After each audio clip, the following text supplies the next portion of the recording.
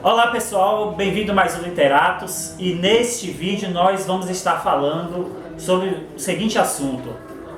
Não necessariamente a tradução mais literal é a tradução mais fiel. Então, para as pessoas que não têm experiência sobre a questão da tradução, sobre a questão da linguística, sobre a questão das diversas traduções bíblicas que nós temos disponíveis, talvez as pessoas, por essa inexperiência, pensem: olha, por que a tradução mais literal não seria a tradução mais fiel? Então existe um ditado italiano que é bem assim, ó: traduttore traitore, que seria: o tradutor é um traidor. Por quê? Porque o tradutor, sempre quando ele vai traduzir textos de uma língua para outra, palavras, em boa parte das vezes ele vai ter que ter escolhas sobre que palavra ele vai escolher para traduzir aquela determinada palavra de um determinado idioma. Aí você pensa: ele vai ter que escolher qual palavra? Não existe a palavra certa, ideal. Nem sempre, de uma língua para outra, a gente tem uma equivalência total, plena, daquilo que aquela palavra tem no original. Por exemplo, a gente tem aqui no Brasil, no português brasileiro, a gente tem gírias, expressões, palavras que são próprias do nosso português com relação ao português de Portugal. Às vezes, de um estado para o outro, de Minas com relação a São Paulo, uma coisa designa ter uma palavra diferente, só para você ter uma noção disso. E imagine isso de um idioma para o outro. E a gente sabe, através de alguns exemplos, por exemplo, a palavra amor do grego para o português às vezes é traduzido como caridade, para designar o amor ágape. Não existe, não é uma equivalência tão interessante. E aí a gente cai em certos riscos que, dependendo daquilo que a gente vai falar e abordar, da maneira que a gente vai abordar também, a gente pode cair nesses erros, nessas falhas. E aí tem a própria questão da hermenêutica bíblica, que às vezes permite o uso de determinadas palavras, mas às vezes não permite. E aí a gente tem uma relação de tradução linguística, que está relacionada à linguagem, e a própria hermenêutica, que é você saber o que o autor está dizendo conforme o contexto, que vem antes, que vem depois, a própria palavra. E a própria ciência hermenêutica abrange vários outros aspectos que vão além da tradução. E aqui eu queria indicar para vocês, se vocês tiverem curiosidade, é um livro aqui, ó, Linguística e Comunicação, do Roman Jakobson, que é um linguista russo. E aqui tem um ensaio interessante que ele vai falar da questão da tradução e das dificuldades que você tem de encontrar uma palavra quando você traduz, e como é entendido em uma língua para outra aquela determinada palavra e um determinado objeto. E aqui está aqui, ó, Linguística e Comunicação, do Roman Jakobson. Se você quiser ter curiosidade, ele vai aprofundar mais essa questão da tradução. E aqui nesse vídeo eu vou usar um exemplo muito comprometedor de uma Bíblia que para muitos é considerado a mais fiel tradução, a mais correta tradução que nós temos, que é essa Bíblia aqui, ó, Bíblia de Jerusalém. Certa vez um pastor chegou para mim, eu perguntei para ele qual seria a tradução mais fiel, e ele falou que seria essa Bíblia.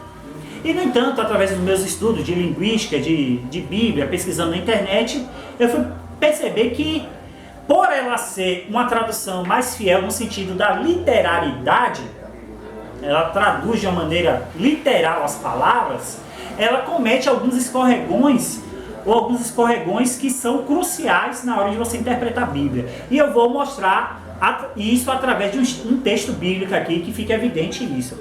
É o texto de Lucas 16, a partir do versículo 19, que é aquele clássico texto do Rick e Lázaro. E diz bem assim: Havia um homem rico que se vestia de púrpura e limbo fino e a cada dia se banqueteava com requinte.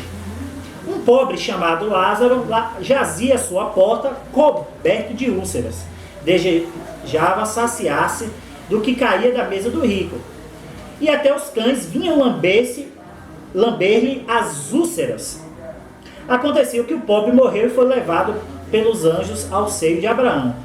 Morreu também o rico e foi sepultado. O versículo 23, que é um versículo crucial.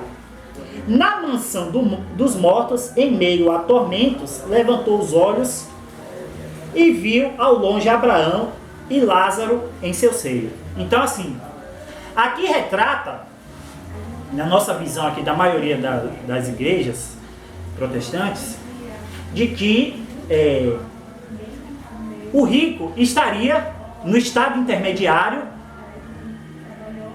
que seria, não sei se eu posso usar essa expressão, um pré-inferno, um lugar de sofrimento, que é chamado de estado intermediário dos danados, daqueles que não se salvaram.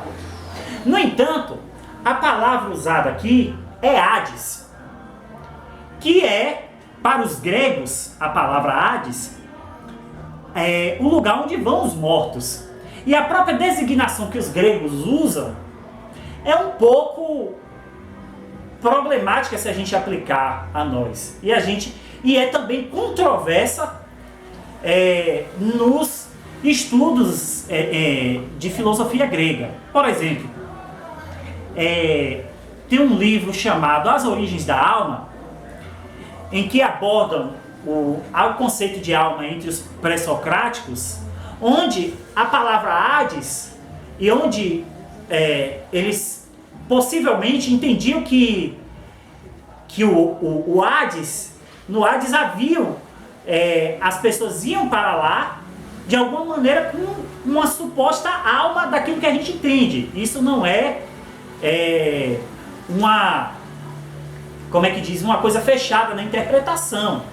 Não são em todos os pré-socráticos que se vê isso ou que eles pensam nisso. Mas Homero pensava, por exemplo, que a alma seria a respiração e esse sopro saía.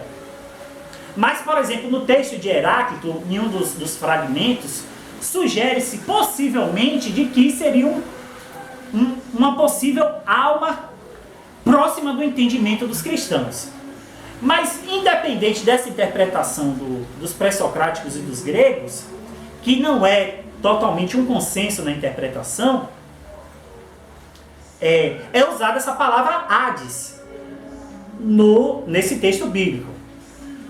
E o que a gente entende, que mesmo que a gente possa pensar que mansão dos mortos, que foi o que o autor usou, ele foi a tradução mais próxima daquilo que seria a palavra Hades, a mansão dos mortos no entendimento grego. Mas aqui a gente percebe que essa suposta mansão dos mortos é a mansão dos mortos da pessoa que foi sem Cristo. E Lázaro ele morreu, mas ele não foi para a mansão dos mortos. A palavra Hades. Ele foi para o seio de Abraão. Então, olha a dificuldade interpretativa que a palavra Hades, usada como mansão dos mortos, cria aqui. Se a palavra se Lázaro tivesse ido para a mansão de todos os mortos, que é o que parece ser o autor querer designar através dessa palavra, Lázaro estaria também com o rico na mansão dos mortos. Mas isso não acontece, porque ele vai para o seio de Abraão. E se Jesus quisesse designar essa ideia que o autor, ao interpretar, ao traduzir, colocar aqui mansão dos mortos, Jesus utilizaria a mesma palavra para Lázaro, ao dizer, olha, Lázaro também foi para o Hades, ou seja, a mansão dos mortos. Porque pelo contexto e pela tradução, a tradução induz a gente a acreditar de que a mansão dos mortos é a mansão onde está todos os mortos, ou a casa onde está todos os mortos. Mas Lázaro, enquanto morto, não foi para essa casa ou mansão dos mortos, foi para o seio de Abraão. Então, esse texto aqui ilustra bem como uma tradução errada, e nesse sentido literal, que muitos sugerem que seria a tradução mais fiel por ser literal, ela comete um erro crasso que nos induz a um erro muito grande. Independente de que você, um mortalista, acredite que isso aqui seja simplesmente uma parábola, ou que isso aqui não significa o destino dos mortos depois da morte, não quero entrar nessa questão, que a gente pode fazer depois um vídeo à parte para explicar e levantar as dificuldades de toda a interpretação desse texto na visão do mortalismo e do imortalismo. Mas se você entende o imortalismo, e se você quer interpretar esse texto a partir dessa questão, dessa perspectiva que eu estou colocando, você vai entender a dificuldade que é você colocar a casa dos mortos, o Hades, como casa dos mortos. Por quê? Em suma, a casa dos mortos seria a casa de todos os mortos. Mas Lázaro, enquanto morto, que ele morreu, foi sepultado, o texto diz, ele foi para o seio de Abraão. Como é que existe a casa dos mortos, mas o morto vai para outro lugar? Então, a tradução literal, ela também incorre seus erros. Por quê? Porque ela não leva em consideração a hermenêutica e o contexto. E aí, outra questão. Para traduzir a Bíblia, não é necessário somente você saber dos originais, mas você também saber de hermenêutica bíblica para você interpretar aquele texto e dar a tradução que seria mais coerente. Óbvio que a gente sabe que às vezes de uma tradução a outra não existe um contexto, existe algumas traduções que querem facilitar mais a leitura e pode incorrer em erros. Existe algumas que que fazem correções de traduções anteriores, que existe uma discussão, um debate posterior para corrigir os supostos erros, os possíveis erros. E a gente sabe que a teologia é um eterno debate, de alguma forma.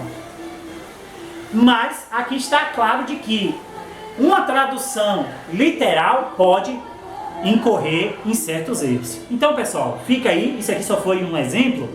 Eu particularmente uso, apesar de eu não ter um domínio sobre os originais, eu acredito, e pelo que eu vi, eu estudei, a tradução NVI seria a tradução mais próxima daquilo que seria o ideal. E fica essa orientação, essa dica e essa sugestão aí de livros, de biografia e do próprio ensino daquilo que seria uma tradução correta para que a gente entenda a Bíblia. Então, até a próxima. Compartilham, curtam, tem o nosso Kawaii, como sempre aí, e tem aí o Pix aí se você quiser fazer a sua doação. Até a próxima.